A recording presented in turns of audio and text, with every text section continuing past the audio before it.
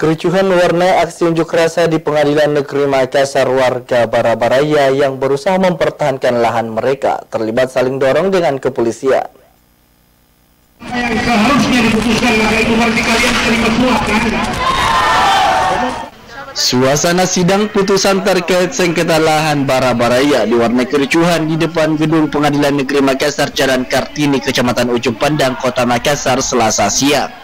Kericuhan ini bermula saat massa terlibat aksi saling dorong dengan polisi saat hendak membakar ban bekas dan keranda mayat yang dibawa massa. Namun dihadang kepolisian hingga membuat warga emosi dan terlibat adu mulut dan saling dorong.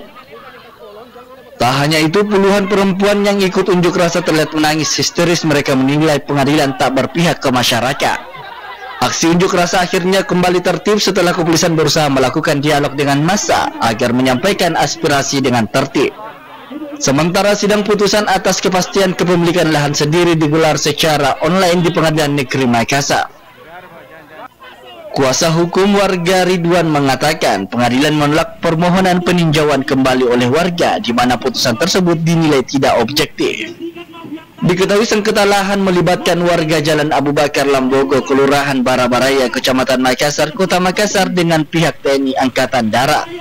Atas putusan tersebut, kami selaku kuasa hukum menganggap bahwa putusan ini itu tidak objektif. Hakim yang kemudian memeriksa dan mengadili perkara dan perkara yang diajukan oleh warga tidak kemudian mempertimbangkan dengan saksama terkait masalah dokumen kepemilikan yang dimiliki oleh pelawan atau penggugat. Sengketa lahan ini sudah bergulir sejak 2016 silam atas putusan Pengadilan Negeri Makassar hingga menyebabkan ratusan warga terancam kehilangan tempat tinggal.